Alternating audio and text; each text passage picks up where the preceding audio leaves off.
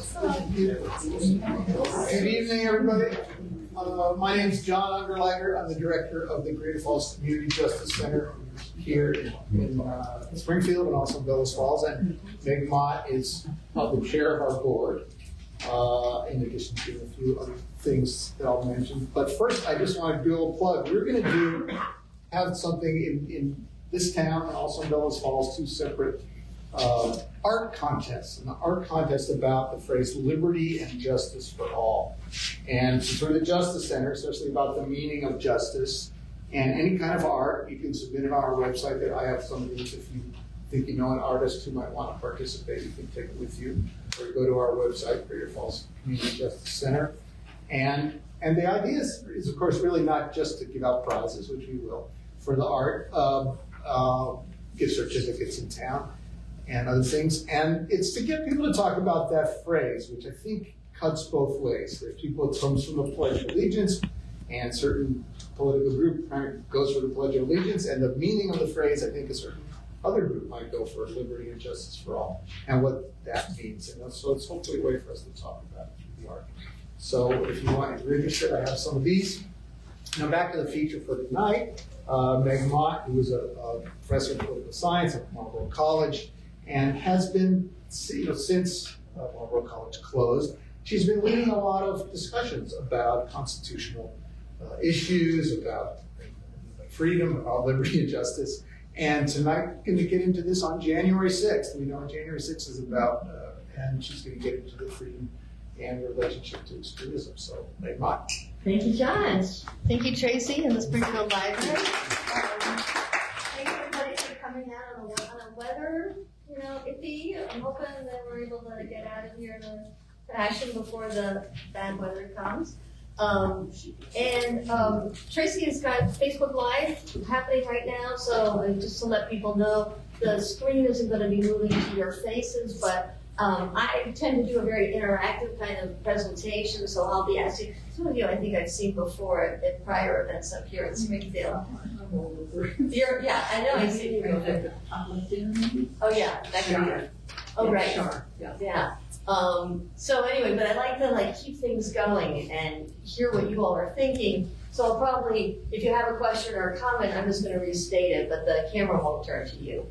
So I hope that's okay with everybody. But this gives people a chance to participate in this conversation. So when Tracy invited me up here, I said, well, let's. I always want to talk about free speech. I usually say at one of these discussions, I think I'd be willing to die on the hill of free speech. I don't know why, but for my whole life, I have felt very, very strongly. Now, it could be because when I was a kid in New Haven, Connecticut in the 1960s, and the Black Panthers were in town, and it was the Bobby Seale trial, and the National Guard was in town, and Spiro Agnew was going to take down Kingman Brewster, who was the president of Yale. I mean, some of this may sound somewhat familiar. It was a contentious time. And I didn't always agree with what people were saying, but I liked it that they could say it. And sometimes people say things that are pretty intense. So this is going to be a little bit of a hard discussion in the sense of, would I be willing to die on the hill of free speech to protect political extremism? That's a really hard one. And it can be easy for me to make that statement January 5th, 2021. Can I make it on January 7th, 2021? And that's kind of what we're going to be wrestling with tonight. First of all, maybe I just like to, because I always like to get a sense of what people are thinking. And I have a handy dandy thing that I bring up. This is my technology that I carry with me wherever I go. If the lights go out, we can still do it. We just use our phones and like the thing.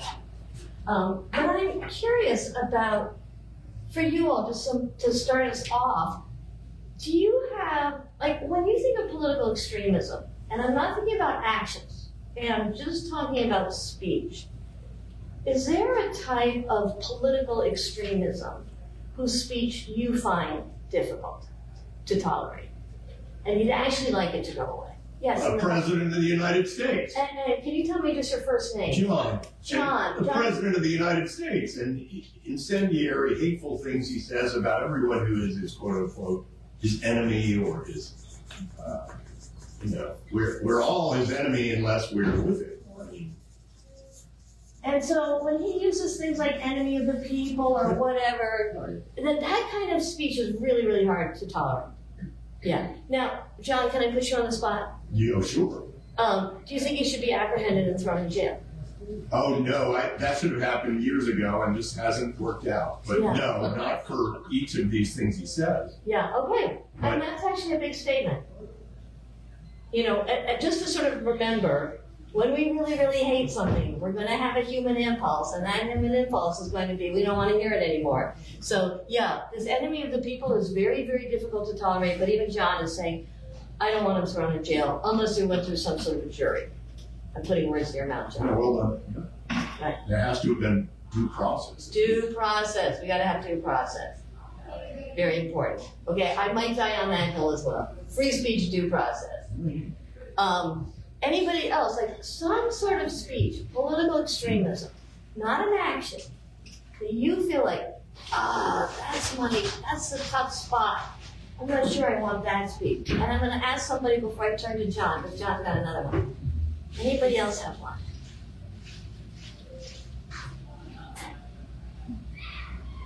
Yes, and it's Char? Yeah. C-H-A-R? That's it.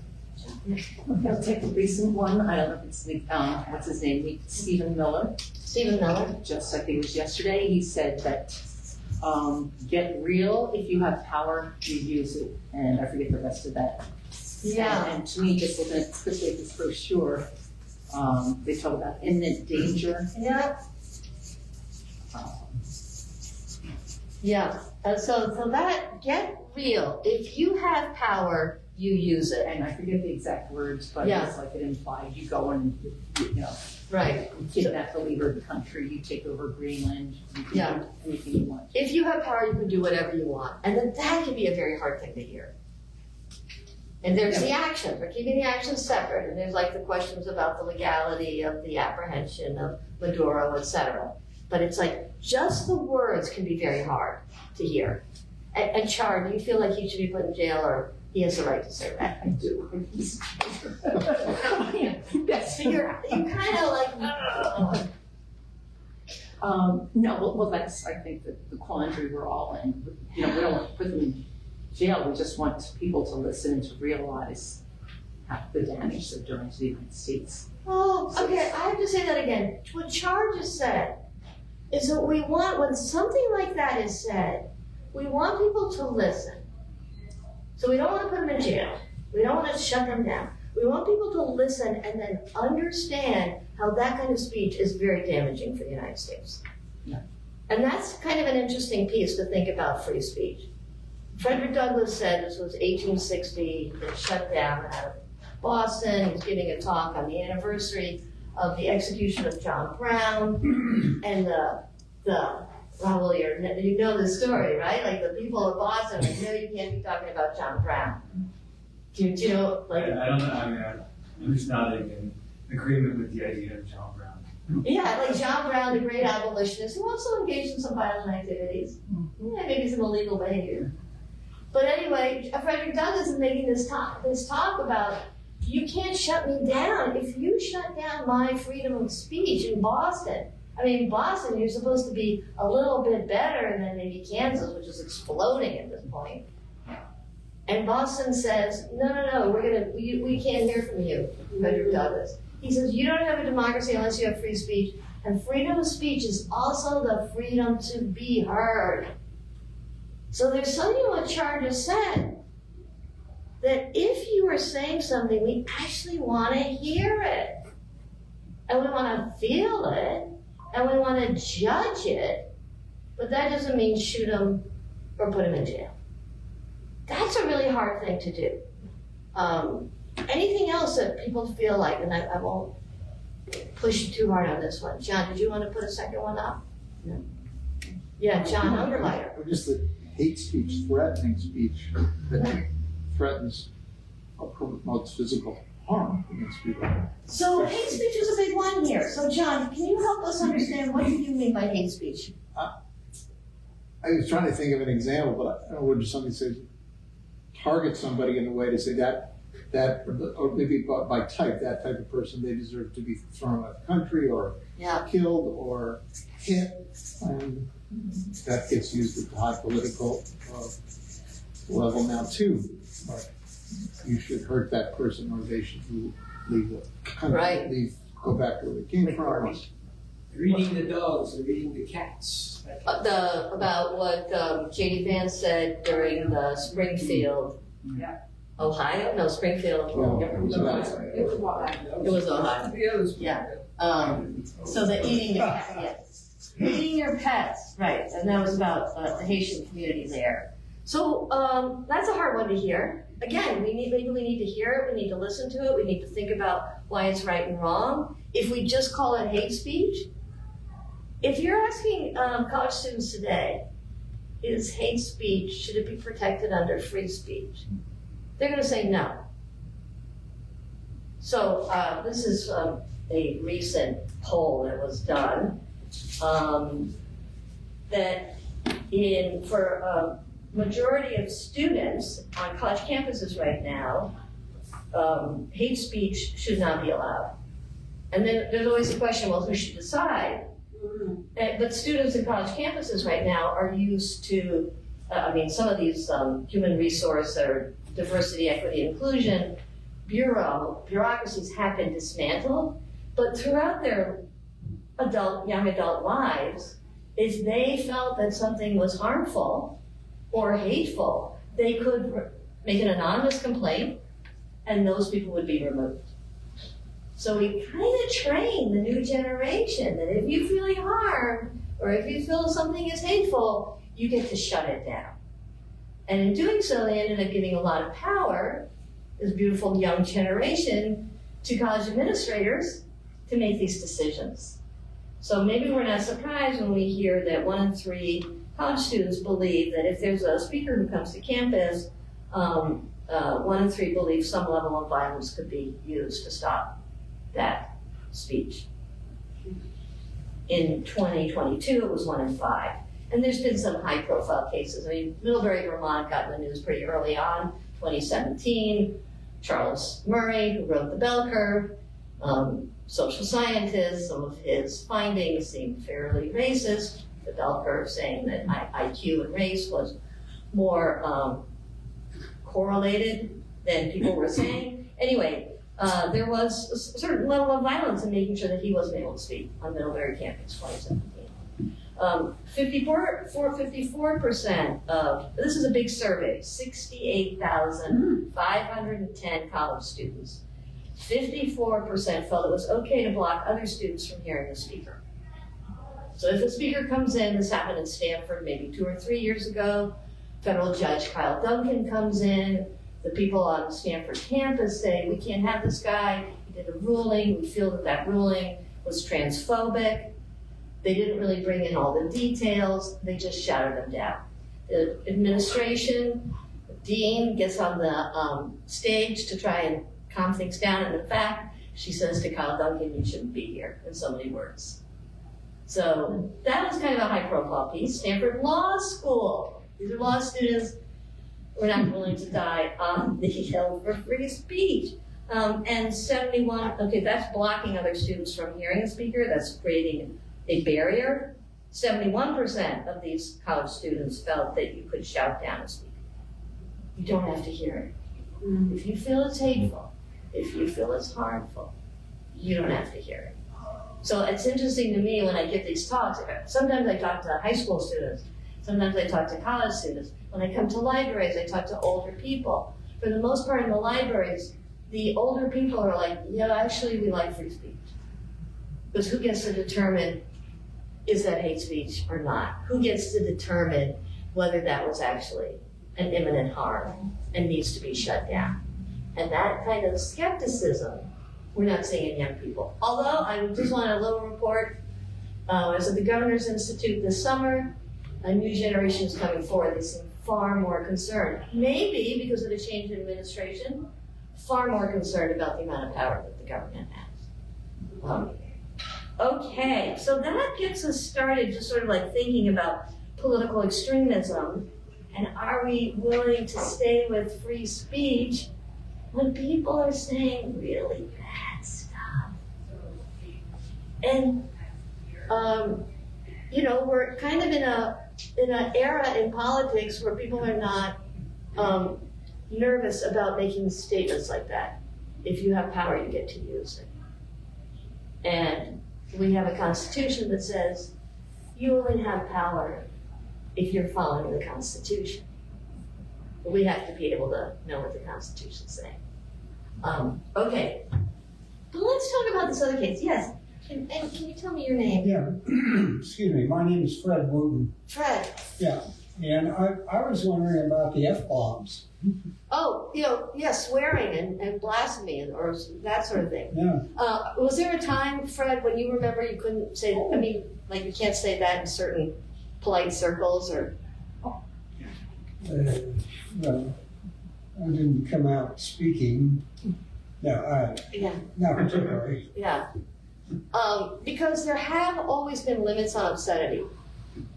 So you can, for the most part, there are certain types of speech that are not protected under the First Amendment, and blasphemy and obscenity has been one of those categories. So now, you know, it changed the community standards. What? How about obscene blasphemy? Right. So those have been some categories where somebody could put you in the pokey. And it's usually because of a state law. And the FCC also says you can't do certain things on the airwaves. But now that everything's podcasted or whatever, that doesn't seem to be halting at any point. So that feels like there's less government action against that. Could change. But there seems to be other types of government action. So let's do a little bit of history. So I thank you, Tracy, for making copies of this. So we're going to spend a little bit of time looking at this case because this will be a kind of a challenge. But the nice thing about 1968 is we can look back, and we're not in the midst of it. When they say history doesn't repeat, it rhymes, so there'll be some similarities here. But before we get to this case, in the very back there's the First Amendment. Would somebody be willing to read the First Amendment out loud? John, in the back. Yeah, I will read the First Amendment. Congress shall make no law respecting an establishment of religion or prohibiting the free exercise thereof, or abridging the freedom of speech or of the press, or the right of the people peaceably to assemble and to petition the government for a redress of grievances. Yeah, very nice. You got 5 rights packed into the First Amendment. And there's a way to think about those rights. I think of it as the life cycle of a citizen. You start with a prayer, with the right to religion. You get to look inside what you think is right and wrong. You get to make these judgments. This whole idea about listening to something and then judging it for yourself, to have that First Amendment right of freedom of religion helps you to do that. Even if you're an atheist, that right to freedom of religion means you're operating on this deep, inner, sincere morality. And that's an important part of the ingredient. So the first one is religion, the next one is speech, which means you get to share that deep, inner idea. And then you get to publish it, freedom of press. And then you get to get other people who may feel the same way that you do about how, I'm not sure I like it when somebody with a good amount of power starts talking about it that way, as if we didn't have this Constitution. And then after that, you have the right to petition. So it goes from prayer to the petition. And that's all that the First Amendment gives us, a real chance to tell the government when it is doing something wrong. But what is that? These are just words on paper. First Amendment, little words on paper. In fact, when Madison was talking about, James Madison was talking about the First Amendment, he said, it's just a parchment barrier. The states are going to do what the states are going to do. We understand that, because let's get real. If you're a state, if you have power, you're going to do what you want to do. And the states have always had more power than the federal government in the beginning. So they always understood, we're gonna try this First Amendment, and we know the states are gonna do what the states are gonna do. And we're not surprised when all the southern states say, no, you cannot talk about abolition here. If you talk about abolition here, we're gonna put you in the bogey. Not too interested in the First Amendment in South Carolina, Georgia, Virginia. We don't wanna hear those kind of words. So you're gonna have the First Amendment right there, beautiful, all clean, this just got written. And you're gonna have the states doing what the states are doing.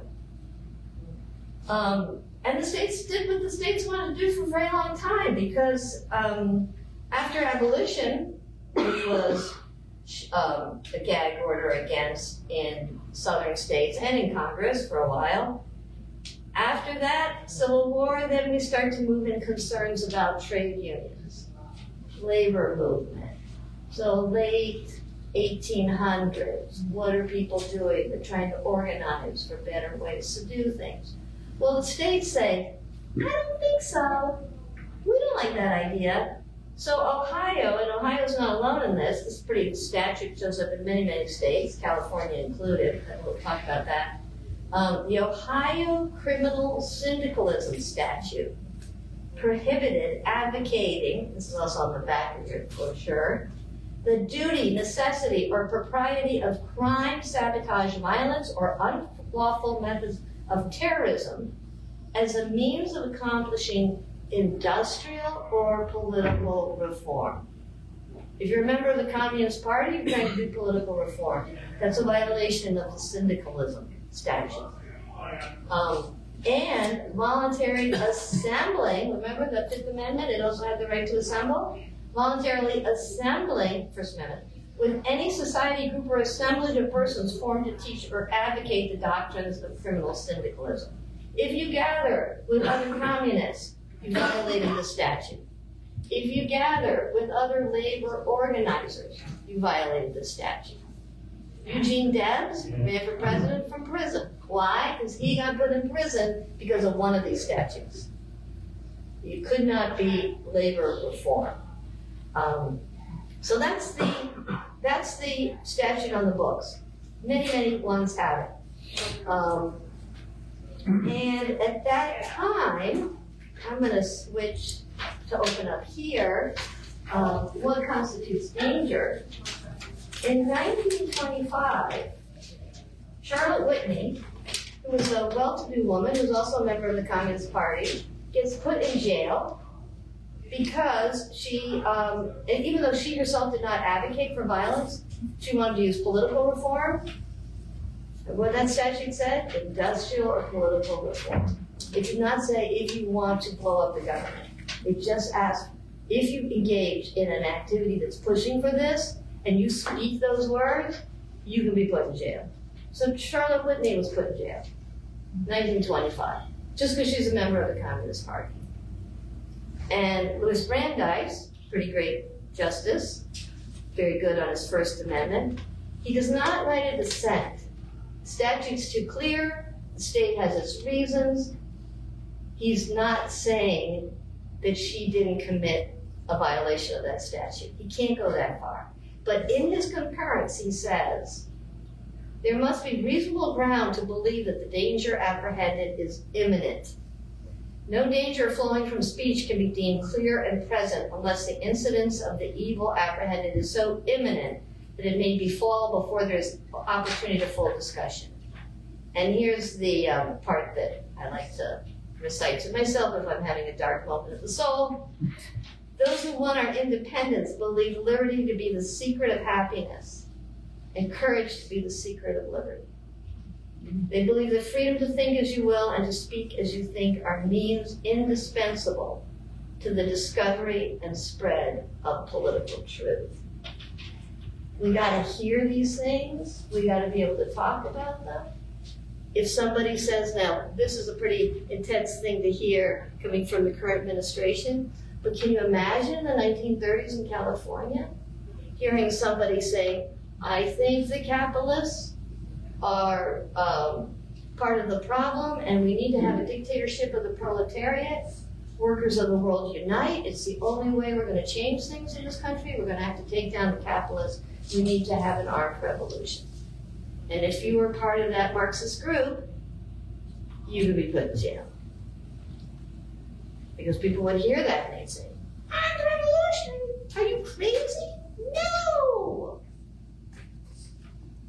So that's this book. That's the law for the longest time.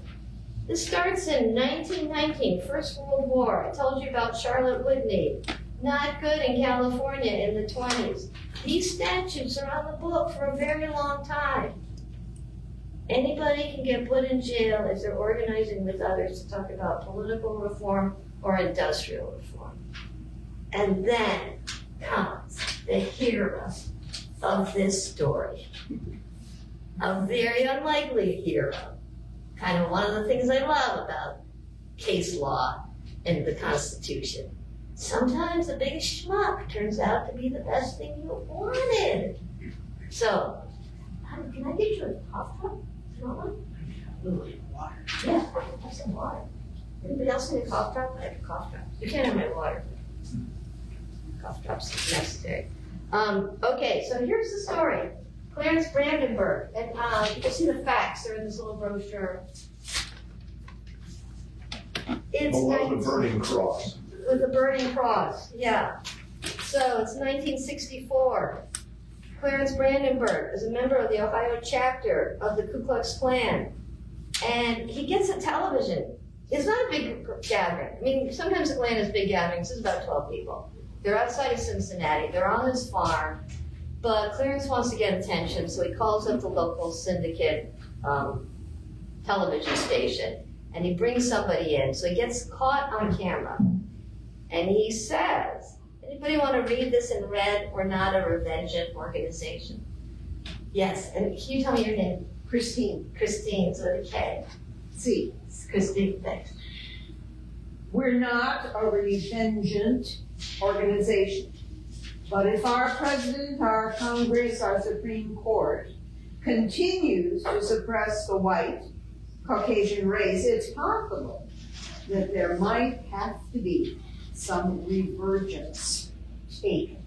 Yeah, which is, I think he wanted to say revengeance. I think he wants to get into vengeance. Revengeance. And, there's a little confusion there. He's making it clear. And who is he mad at? He's mad at the Supreme Court. He's mad at the Supreme Court because of Brown versus Board of Education and other desegregation things. He's mad at Congress because they passed the Civil Rights Act. I gave this talk in Middlebury at a retirement community, and this man in the back, he said, oh yeah, I know all about Ohio. In the late 60s, I was brought in to desegregate the Cincinnati Opera. So here's this man who could tell the story about how bad it was in around Cincinnati, Ohio. It also happened to be Officer Clemens, if you know your Mr. Rogers reference. There he was, Officer Clemens, the black police officer from Mr. Rogers, is in the Middlebury retirement community. So he had great stories to tell, and he was talking about how horrible it was to be one of those people who was forced to desegregate. Lone black man flown into Cincinnati to desegregate the opera. It was not a pleasant experience. And just before this, like when this went down, the case itself was heard in 69, 64 is when this all happened. There were just 3 civil rights workers from Ohio, 1 black, 2 Jewish men, 3 people in total, are killed in Mississippi. Their bodies had just been found. So this was not a pretty time in American history at all. And here's this guy. No, I should put him up there on my list because he deserves to be included in this group. He's saying, this is my Clarence Brandenburg, and he's saying there might have to be some revengeance. It's full with threats. And there's guns there. There's reasons that you might feel like this guy should be put in the pokey. He does get put in the pokey. And I gotta say, I'm just like so amazed with lawyers. I know there's one lawyer in the house. Maybe there are other lawyers in the house. I have a big soft spot for lawyers. Aren't you a lawyer, Charles? I was a lawyer. Okay, you was a lawyer. All right, I'm sorry. I just outed you. So rude. I'm so rude. Ex-lawyers are very different from lawyers, just by the way. I gotta tell Yes. you about 2 ACLU lawyers. Eleanor Holmes Norton, who you may know because she's still in Congress. I think she's the oldest serving member of Congress right now. DC rep. There she is living in Ohio. She's working for the ACLU. She's been a civil rights activist. And she said, I'll defend this guy. Eleanor Holmes Norton. The other guy, they call him the Jewish saint, is named Alan Green. He's also at the ACLU. He says, I'll defend this guy. Here are these 2 people, black woman, Jewish man, who are going to defend CB, who's a member of the KKK. Extraordinary, right? I just want to hear these, like, they go to visit him in jail? Is that what it looks like? Wouldn't it be a great play? And they would go and they say, you know, Clarence, you're going to have some trouble because you did this, but we're going to try and use the First Amendment to help you, and we're going to take down those terrible laws, those criminal syndicalism laws. You're going to help us, Clarence. And Clarence is like, oh, geez. And you can imagine he might be thinking N-word or K-word, all sorts of horrible things in his brain. And maybe he wants to say them, but they're his ticket out of jail. Don't you want this movie to be made? Yeah. So ironic. Exactly. So anyway, the case goes to the Supreme Court. And at that time, I have a little picture of the justices at that time. Thurgood Marshall is up at the top. And the state was doing a pretty good job. The state meaning the supporting of these criminal syndicalism statutes, putting the KKK knucklehead in jail. And they're going up to the Supreme Court and they figure like the state's like, we've got a pretty good argument here. Think of what this guy said. Shouldn't he be put in jail?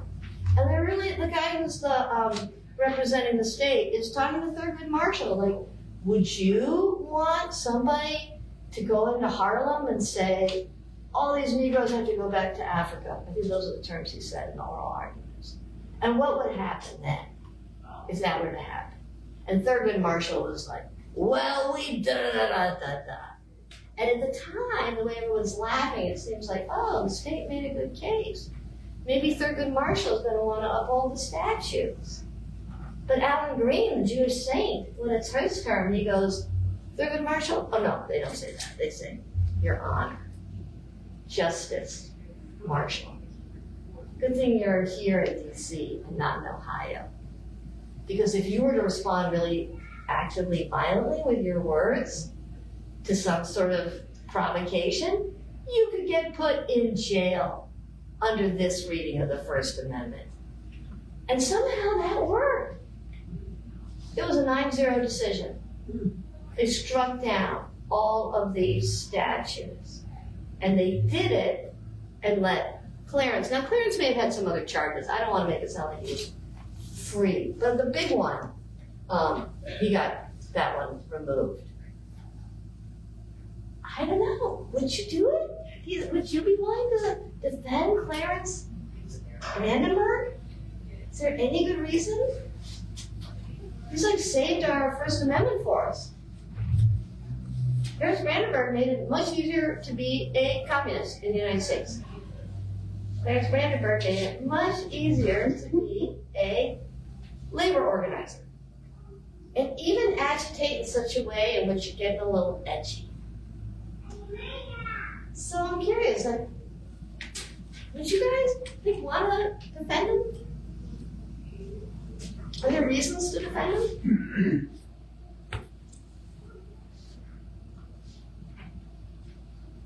We would defend Donald J. Trump?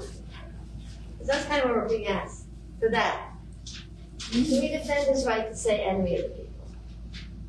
Stephen Miller's right to say, get real if you have power, you use it. J.D. Vance's right to say, those people are eating your pets. Oh, none of them are going to be in the dock for this, though. None of them are going to be in the dock. Yeah, none of them are going to face it. What makes you so sure, John? Just out of curiosity. You say that with a good deal of confidence. I'm a believer in in the arc of justice, and I just can't imagine that we're gonna stay on this path. Yeah, So, but the arc of justice, no one, in the end, as irresponsible as it is for him to call out people as enemies of the people, yeah. and to blast it over his network, Yeah. knowing what people who believe in him will do, Yeah, that there's still no way he's ever going to be brought to bear for that, except perhaps at the pearly gates, although I don't think yeah. admission is unlikely in this event. And John, I know I'm putting you on the spot here, but are you a little ambivalent because in a way, do you not want to be put in jail? Oh no, well, Because that's going to come down to, isn't it? I don't think I can answer that question in a reasoned way, because there's not enough context. I mean, yeah, let's leave it at that. Okay. I don't want to say anything Yeah. that's going to be on Facebook Live. Oh, yeah, good. But that's very smart. We want to be very smart. We may have Well, our First but Amendment right. I wanted you to help me better understand, although this is probably another event, the context of using the internet in order to say things that are politically extreme. Yeah, Where do you reach a point where you rein in the people who allow that technology to shoot this profusion of hatred everywhere? It's very different if Trump on his social thing, because they cover everything he does.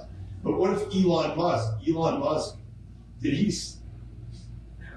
what if he gets on his platform and says, so-and-so should be dead?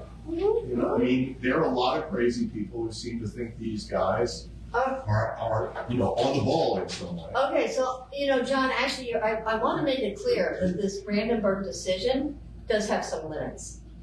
So, yes, Clarence Brandenburg, they got rid of those statutes. But what you're talking about is threatening behavior, and very specific threatening behavior. So let's just go back to the Brandenburg, and then I'm going to push you all a little bit more to bring out your gentleness. That's what we're going to be working on. So the Brandenburg decision, would somebody like to read it? It's 2 paragraphs right here. Anybody want to? The top and then at the bottom. Oh, I'll be glad to read it. Okay, I got my reader. You can correct me if I. Yes, great. Christine, The please. Brandenburg decision. Yeah.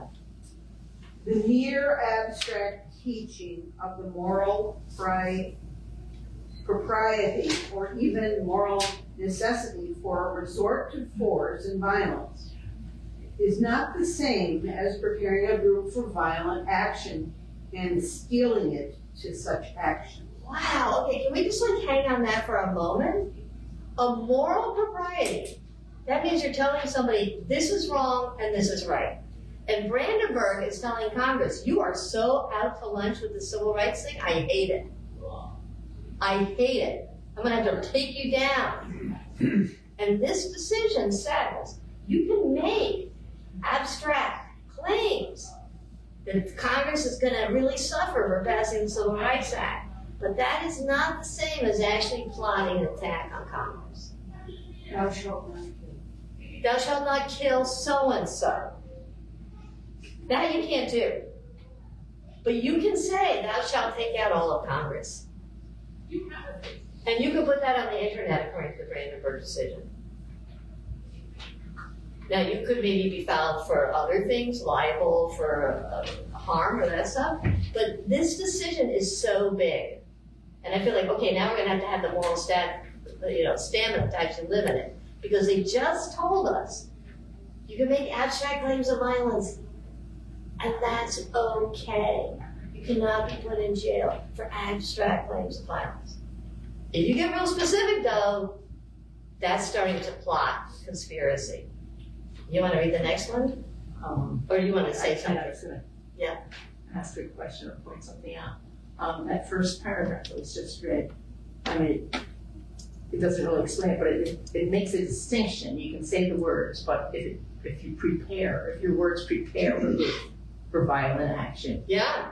and stealing it, I guess stealing it such an action means encouraging Yes. or something. Yeah, Right. And it seems like the president has gone over that line a number of times, I would say. And this is a big question. Did everyone hear what Shar said about, especially here we are January 6th. Yeah. There were statements that were made at the ellipse. And that was actually, I think, going to be a very hard case. Super hard case for this reason of this Brandenburg decision. Because you can make abstract claims. They're going to steal our country if we don't do something about it. That's an abstract claim. As opposed to, would you now pick up a pipe bomb and do something in this entranceway in the Capitol building? And there's a lot of those cases that were brought against the president. I have to say, I'm not sure they were very well guided. I know we never got to actually see them play out, but there was a lot of, in my opinion, it was like, whoa, you're going a little too far here, Jack Smith. Because that's going to be a hard one to prove, given that this is the decision. Okay, let's. Would you like to read the second one, Char? Second paragraph. Statutes affecting the right of assembly, like those touching on freedom of speech, must observe the established distinctions between mere advocacy and incitement to imminent lawless action. Imminent lawless action. That's the new whole understanding of free speech. When people start saying to you like, oh, you can't say that, that's like falsely shouting fire in a crowded theater. That's not actually the case law anymore. That was, and then I decided not to spend that much time on it, but that comes out of a decision that was in 1919. Okay. Schenck, the United States. The real standard is imminent lawless action. And you have to be able to connect those dots. What that person said and what actually happened. Yeah. And okay, so you've kind of stressed the words imminent lawless action, but I'm focused on incitement. Now, yes. What would amount? Like if you think of January 6th, I forget the exact words when Trump urged them to go after Mike Pence. Yeah. Now that seems to me like a little bit of incitement. Yeah, and that would be, and who would then decide that decision? Absolutely right. I should have highlighted that incitement to imminent lawless action. Absolutely. Then you get a jury who's going to have to determine that. Did he incite that? Can you connect the dots? And if you can't connect the dots, the Brandenburg decision says, we got to live with this. We got to Well, if he had something been else. killed, What? if Pence had been killed, Well, then you have some other ways to, because you still got to connect those dots, and we got these big freedoms. Steve, you've been patient. Well, makes me think about January 6th when Trump said we need to fight. Yeah, That's an innocuous kind of right. term. And he said Distraction. we need to hurt somebody. Yeah. Like that would change the whole. And be very specific. In fact, if he had gone to like, you should go and hang Mike Pence, as opposed to, I think his language. I mean, he's a pretty savvy guy in that sense. Well, he was coached. So here's our problem, people. I want to make sure not to keep you out too long, but we have enormous freedoms. We're now going to need to live in a world where we got to be a little bit like Alan Green and Eleanor Holmes Norton. Because we can stand here and we can look at all those people, including Clarence Brandenburg, and say, you're a... I won't say it out loud. But you can imagine, oh, I know some good words. Did you ever see Deadwood? Oh, that's a great thing for all those words you can say. Anyway, you can take all of those people there that we mentioned and say, dominate them. Use the power of the state, dominate them. Use the power of social media, shame them. Do whatever we can to take them down, and then we'll be okay. Or we can be like the ACLU lawyers and go, oh, you might need an attorney because you actually have more freedoms, and I'm going to help you. I'm going to help you say these hateful things. What does that do to the political dynamic? That's kind of what I'm hoping for. Like John said, John in the back, the internet has made this worse. Yeah. Now we got to find something in our hearts to respond to how we're going to live in this world. Because if we just want to dominate them, we're going to be very frustrated. And we could be like Latin America, bless Latin America. I love Latin America. Most of my comparative research is in Latin America. In Latin America, you just take the president out of office and then you put them in jail. And then they run from office from jail, and then they get in, and then the other person gets put in jail. And then, so the presidents go to jail quite a bit in Latin America. And we may be going in that direction. Could be. So I'm not going to make that big claim, but we have this other opportunity, which is rather than trying to dominate, you play the Eleanor Holmes Norton move, and you take the Constitution so seriously. You say, okay, I'm going to help you protect your freedom of speech. Does that change the dynamics? What do you think, Fred? Wow, you've got a good memory there. I don't even remember my name sometimes. I put it in my fingers, it worked. Yeah, I caught that. I can't read it, but Yeah. You've kind of circled around racism, and you haven't really addressed that per se, whatever per se means. Yeah. And but I have addressed this $500,000 institution, the library here, about the Black Lives Matter banner that's in the other room. Yeah. And the overseers of the library here don't want to remove it. And my position is that it's government speech because it's in this building and I'm a taxpayer. And Lord knows this country suffered, but I'm willing to compromise. It's been up for 100 days or something, so then choose the color of the spectrum that you want to have the next 100 days, and then the next 100 days.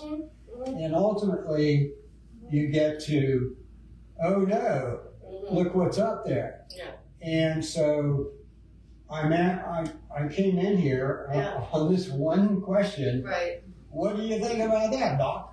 Oh, I do have so much to think about this. Boy, you're gonna. I tend to be against flags, specialty flags, and there's also case law on this. So you're absolutely right. When a government institution decides to either fly a flag, now this is not a flag, but put up a sign and give it special treatment, then I think that there needs to be some way to address the fact that that's not representing everybody. And so a pluralist society should either have no flags and giving preferential treatment to one. Now, my argument lost in Putney. I tried to convince the town of Putney, you don't want to have a special flag.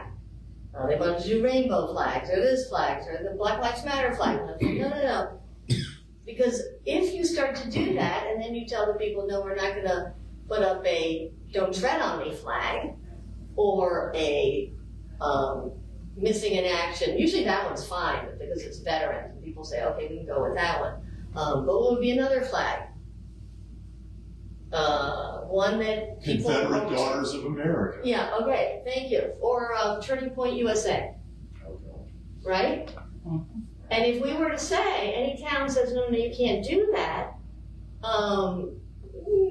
that's a problem for First Amendment. So I tend to be somebody, now not everyone's going to agree with me, because there's been commitments to certain groups, and that feels like that's a way of making people more inclusive. I think this way that we have to actually build our democracy back, we have to recognize the fact that people have a right to say things we don't agree with. And we have to practice being around signs or flags that we may not agree with, knowing that they won't be up there forever. In a government building? Right, yeah. And so You're saying that that's okay? I'm sorry. I'm saying either have a rotation of different advocacy groups, or have none. That's what I'm suggesting. Okay. Well, that's what I got to. Yeah. I didn't like that, but yeah. But if you're going to go equal time and such, yeah, more power to it. Where does it end, though? It shouldn't begin in the first place. It seems to me. Right. Yeah, I mean, I tend to agree with you, but I think I'm a minority in Windham County. I'm a member of the gay community. I don't like the rainbow flags.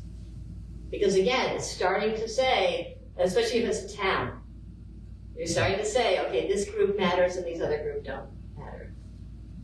And I think you're running into trouble. So that's, if you that's fly it fine. on your own house or on your back, your bumper sticker or across your forehead as a tattoo. Yeah. I've seen it as Yeah. a bodily tattoo, never on it. That's fine. But like I said, we paid $500,000 for this activity that's going on right now, and it just anyway, that's your opinion. Yeah. And so I don't like that one either. Oh, you don't like my opinion? I thought you would like my opinion. So that, who knows Well, about that? I mean, I got to it, but Yeah. it just doesn't end with the overseer, the group that oversees the library's activities want to defend that, and I just find it amazing in the state of Vermont, who before the Emancipation Proclamation made statements and there isn't a Vermont flag in this building, but we've got a Black Lives Matter Mm-hmm. banner. So I just was trying to personalize it here. Yeah. But a hate crime by when you peel out on the public street in who's got the Black Lives Matter rainbow on the street in Burlington, I guess is where. Yeah, I don't know the details of this, but yeah. So and people have been busted for spinning their tires on this public street. Right. Yeah, no, I know And is that. that a hate crime? And Right. how far do you go? Yeah. It's one of the things that I think the state of Vermont has to do some reckoning about. Is again, if there's going to be a privileged area where people cannot argue against it or understood if they are not behind a certain advocacy group that's a hate crime, that to me is a problem. So, and that could be a federal case. So we'll see what will happen. But I have some sympathy to the position, and others may disagree with me. But I do get worried when we're so eager to dominate our opponents. And the way we do that is we say that they're engaged in something hateful or harmful. And I'm going to go to just John. to set me up. Okay. We had 5 years or a summer of craziness, and with Black Lives Matter, and there should have been an educational curve. And where is that today? It's just $200 million was given to the organization, and it's been ripped off and on and on. And it just. I would very much wonder where your information is coming from that suggests that $200 million that went to support. Okay, well, I don't want to argue about anything. I'm just saying. Well, Fred, but you're worried about a banner that's hanging in the library. It's not on the flagpole. And I would suggest, quite contrary, that it's part of the history of our country that group existed. And having its think in the library is very different than putting it on a flagpole, Fred. And I also I'm going to come in and just put like an Fred, I'll idea. see you at the Edgar, and we can debate this while we're. So one of the pieces I'm hoping to get out of this is that I'm hoping, and because you just were able to do this, and this may seem like a sad consolation, Fred, but many people share Fred's opinion. And there are arguments against Black Lives Matter and the misuse of funds. Oh, sure. So, and it'll get picked up in one medium and it won't get picked up in another. But the key piece is, I mean, we're doing a little bit now, it's not pleasant. Can we say, we'll hear a dissenting opinion and say, all right, we may not agree, and then we move on. So I got a last little piece here, because this is hard. And Brandenburg in many ways made it harder. And I'm hoping, and I'm appreciating actually what you said, Fred, which is if we start to feel that something is hateful, and if the hateful is something that we say, either it's skid marks on a rainbow, what do we call those things? The sidewalks or whatever. Or skid marks on a Black Lives Matter in downtown Montpelier. Or we feel like somebody was disrespectful in a gender-free bathroom. When I was at Marlborough College, we had a lot of controversies around transgender identity and what constituted transphobia. And there, you can have one sense, which is like, great, advocacy, let's build rights, let's build tolerance. But there's another part of us that we also have to do. We have to hear the people saying things we may not like. We have to. Otherwise, we're just going to be like this. So I've got here's my happiness. Although it's old and it's constitutional, but remember I said the states are the big problem? Well, the states also were the very places where you could find, I'm looking for my Vermont Constitution. Oh my God, did I not have them? Anyway, I have my notes. In the Vermont Constitution, there's your Bill of Rights, and it says everything that we've got in the federal Constitution. But there's a little different thing they say when it's in Article 18 of the first chapter, which is the Bill of Rights in the Vermont Constitution. And it said, in order to have a free society, we must do frequent recurrence to fundamental principles. And those are five fundamental principles. Oh, look, you have your Vermont Constitution. Yeah. Oh, you have your U.S. Constitution. US. Yeah, Vermont Constitution. So all these state constitutions, they usually have something in there. There's 5 virtues. This will be our final thing. 5 virtues that we have to understand. The first one is justice. Oh. Now, what does justice mean? For Ben Franklin, justice meant not doing bad things to people, but also doing what was necessary. You have to do what is necessary for each other. And sometimes that means listening. Sometimes that means just like hanging out and saying, yeah, I really disagree. Like Fred and John are going to have a very interesting conversation. If they can listen to each other, that's justice. Justice. The next one is temperance. Now, temperance is about don't drink yourself till you're crazy or eat until you're just in a coma. So that's a lot to do with the body. No problems. But the next one, number 3, is moderation. And moderation, like this book is John Ungerleider gave me a copy of it. Pursuit of Happiness just came out about 2 years ago. Jeffrey Rosen is looking at all the virtues. Pursuit of happiness, what does that mean? It means becoming a better person. And so what you want to do for moderation is you want to avoid extremes. Do you want to get rid of political extremism? Try moderation. Well, what does that mean? It means forbear resenting injuries so much as you think they deserve. So that's how they wrote in the late 18th century. Stop resenting injuries. Stop going inside your head and saying, oh, this thing that's bothering me is really injuring me. And then you feel like they deserve to not do it. This is a hard practice, my friends, to not get into injury. And but that's what moderation is. So if we really want to deal with extremism, we have to try not to take things so personally. That may go somewhere. And then the other 2 are frugality and industry. So be careful with what you have. And if you have enough, share it. That's frugality. And industry is stay busy. And what are you doing? You're using your energy for other people. So if we're going to have this First Amendment, it turns out it's not just about the government. It's not just about statutes. It's also going to be on us. And the states were doing a lot to try and get rid of the bad people. And those criminal syndicalism statutes allow the state to do that. But if the state's not going to take care of the bad guys, we're going to have to find something inside ourselves. So I recommend moderation to deal with political extremism. So that's my talk.